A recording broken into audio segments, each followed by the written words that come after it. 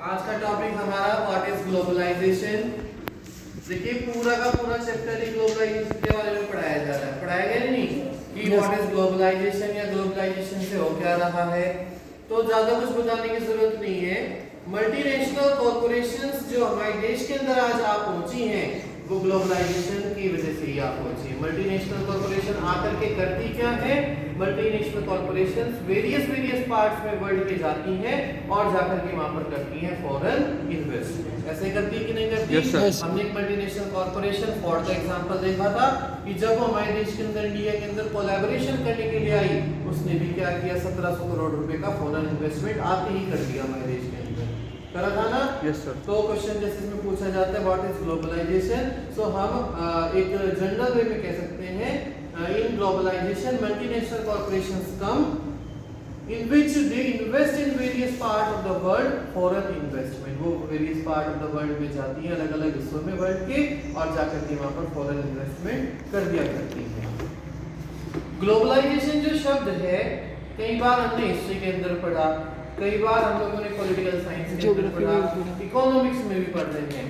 तो यहाँ पर जब हम इकोनॉमिक्स के अंदर पढ़ रहे हैं तो इसके मीनिंग भी इकोनॉमिकल वे में ही पढ़ेंगे। सारे के सारे इकोनॉमिक्स से ही कॉन्टेक्ट जो रखते हैं उसी के वे में पढ़ाया गया। So according to economics when more than one country join together is known as globalisation. लिख लीजिएगा अकॉर्डिंग टू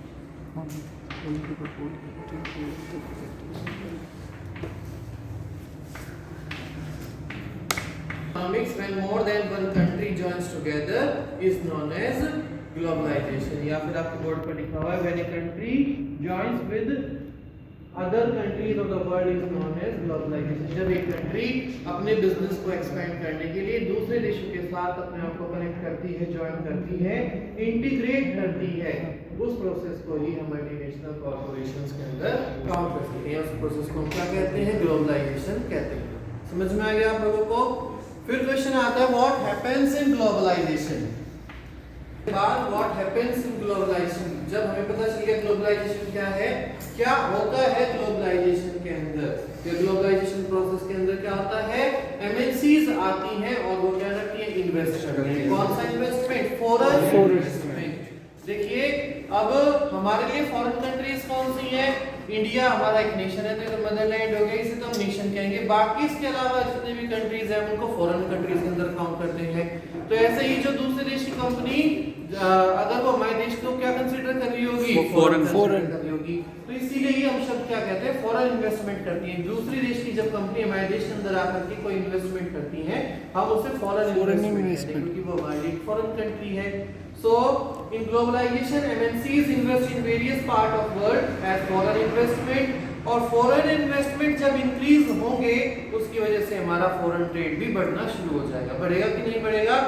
आपने देखा था फोर्ड मोटर के केस में जब उसने आकर के फॉरेन इन्वेस्टमेंट किया, पहले तो उसने 77,000 कार सिर्फ भारत की मार्केट के अंदर उतार दी, उसके बाद हमने देखा था 1,81,000 कारें उसने जो है यहाँ से एक्सपोर्ट करना भी शुरू कर दिया था। तो फॉरेन इन्वेस्टमेंट जब किसी देश के अंदर होता है वहां से फॉरेन ट्रेड का भी इंक्रीजमेंट हम देख सकते हैं, इंक्रीमेंट वहां पर उस लेवल में भी होना शुरू हो जाता है।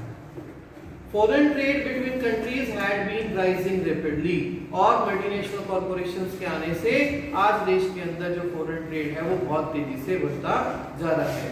Economy of other countries get connected with each other, और इस फॉरेन ट्रेड की मदद से ही एक दूसरे के साथ जो है हमारे रिलेशन बहुत ज्यादा स्ट्रॉन्ग होते जा रहे हैं। हमारे देश की इकोनॉमी और दूसरे देश की इकोनॉमी आज इंटीग्रेट होती जा रही है, एक साथ जुड़ती जा रही है, क्योंकि हमें दूसरे देशों की मार्केट के बारे में भी बहुत सारी जानकारी मिल जाती है कि वहाँ पर किस तरह के प्रोडक्ट की जो है डिमांड है, किस तरह के प्रोडक्ट को लोग वहाँ पर सबसे ज्यादा पसंद करते हैं, या फिर किस तरीके से हम वहाँ जाकर के अपना अस्तित्व बचा सकते हैं या दूसरे देश के अंदर, कंट्री के अंदर अपना प्रोडक्शन स्टार्ट कर सकते हैं। So now we can say that multinational corporation act as an agent between globalization। जो ये मल्टीनेशनल कॉर्पोरेशन वो क्या करती हैं, एक्ट करती हैं एक तरीके से एजेंट के तरीके से। Multinational corporation act as an agent between globalisation, या फिर act as an agent globalisation की मदद से।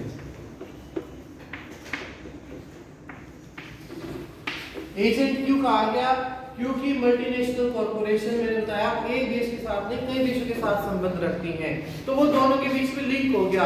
अब अगर वो एक कंपनी है वो इंडिया के अंदर भी ट्रेड कर रही है मान लो, और वो यूएस के बीच में भी ट्रेड कर रही है, यूएसए के साथ भी ट्रेड कर रही है, तो क्या हुआ, ग्लोबलाइजेशन क्या हो गया, एक एजेंट हो गया।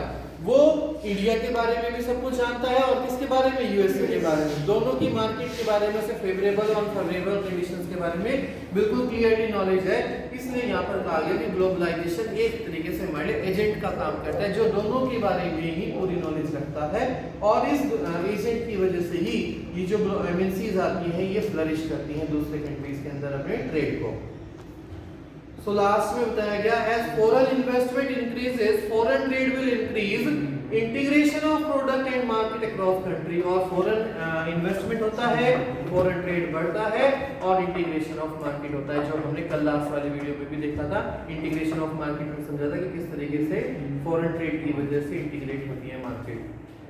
फाइनली अगर मैं पूछने लगे कि भाई एक परफेक्ट सी डेफिनेशन दे दीजिए ग्लोबलाइजेशन को, अगर लिखना आ जाए डिफाइन द टर्म ग्लोबलाइजेशन, तो उसके अंदर हम क्या आंसर दे सकते हैं, globalisation is the process of rapid integration and interconnection between countries. एक ऐसा प्रोसेस है जिसके अंदर रैपिड इंटीग्रेशन होता है, तेजी से जो है मार्केट जुड़ती हैं, एंड इंटरकनेक्शन, और उनके आपस में जो लिंक्स है वो ज्यादा काफी मजबूत हो जाते हैं एक या एक से ज्यादा कंट्रीज के बीच में। कई बार हम लोगों ने ऐसा भी देखा है कि फॉरेन ट्रेड की मदद से ही जो एक कंपनी थी वो दूसरे देश के अंदर गई, और दूसरे देश के अंदर से फिर वो तीसरे देश में चली जाती है। जैसे फोर्ड मोटर्स के केस में भी हमने देखा था, उसके 26 देशों के साथ जो है संबंध थे, रिलेशनशिप थे, वो 26 कंट्रीज के अंदर जो है प्रोडक्शन की यूनिट्स लगा रखी थी उसने, और अपने बिजनेस को चला रही थी।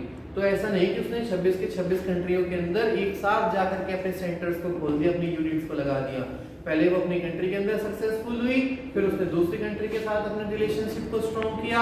जब उसे लगने लगा कि यहाँ पर बहुत अच्छे तरीके से अब हमारा जो है एस्टेब्लिश हो गए हैं हम लोग, तो वो तीसरी कंट्री के अंदर गई, और इसी तरीके से करते करते वो 26 कंट्रीज के ऊपर अपना होल्ड बना। इसके बाद कहते हैं ग्लोबलाइजेशन से और क्या होता है, ग्लोबलाइजेशन हमें कई कई जगह पर बेनिफिट्स भी प्रोवाइड करता है। तो क्या दो तरीके से हमें फायदे हैं ग्लोबलाइजेशन से। सबसे पहले इसमें लिखा हुआ है पहले पॉइंट में, मूवमेंट ऑफ गुड्स होता है। मूवमेंट ऑफ गुड्स, एक जगह से दूसरी जगह पर सामान जाएगा। उसके बाद सर्विसेज भी जा सकती हैं, लोग सर्विस करने के लिए भी। इन्वेस्टमेंट भी होता है, दूसरे देश की कंपनियां आकर के हमारे देश के अंदर जो है इंफ्रास्ट्रक्चर लगाएंगी या कोई प्रोडक्शन यूनिट लगाएंगी, तो वहां पर पैसा उन्हें खर्च करना पड़ेगा। एंड टेक्नोलॉजी, और टेक्नोलॉजी का जो है यूज करेंगी। दूसरे वे में हम देख सकते हैं movement of people between countries. ऐसा नहीं है कि सिर्फ कंपनियां ही आती, कंपनियों के अंदर लोग काम करते हैं, तो वो लोग भी क्या करेंगे, माइग्रेट करेंगे एक जगह से दूसरी जगह पर। आप लोगों ने कई बार देखा भी होगा, कुछ लोगों की अगर जॉब लग गई मल्टीनेशनल कॉर्पोरेशंस के अंदर, तो वो अपने फैमिलीज के साथ शिफ्ट हो जाते हैं। हाँ जी, हो जाते हैं ना। उसके साथ साथ हमने देखा है कई बार लोगों की जॉब लग जाती है, तो वो अकेले भी चले जाते हैं जॉब करने के लिए। तो मूवमेंट हो रहा है इसमें पीपल का भी। कुछ लोग एजुकेशन को लेने के लिए भी जो है एक देश से दूसरे देशों के अंदर जाते हैं, सोचते हैं कि जो विदेशों के अंदर, फॉरेन कंट्रीज के अंदर अच्छी जो है एजुकेशन हमें मिल सकती है, या अब्रॉड एजुकेशन को लेने के लिए भी वो दूसरे देशोदेशों के अंदर जाते हैं। लास्ट में हमने एक और पॉइंट दिया है, इसमें टूरिज्म भी बढ़ता है। कई बार जब कोई आदमी अकेला जॉब करने गया, सोचा चलो की बात परिवार को भी ले जाता हूँ वहाँ पर, थोड़े बहुत दिन ये भी घूम फिर आएंगे, रह आएंगे। टूरिज्म का भी जो है उसके अंदर चांस रहता है कि मल्टीनेशनल कॉर्पोरेशन जब लगेंगी कहीं पर, आदमी का आना जाना बढ़ेगा, जॉब की वजह से वो आ जा सकता है, और टूरिज्म भी हो सकती है, थोड़ा बहुत जो है वो घूमने के पर्पज से भी दूसरे देशों के अंदर जा सकता है। तो ये आपको क्लियर हो गया होगा व्हाट इज ग्लोबलाइजेशन। ग्लोबलाइजेशन क्या है? एक वो प्रोसेस है जिसके अंदर कंट्रीज अपने रिलेशनशिप को स्ट्रॉन्ग करती हैं in the form of trade. Trade के बहाने से वो एक दूसरे के साथ अपने रिलेशनशिप को स्ट्रॉन्ग करते हैं।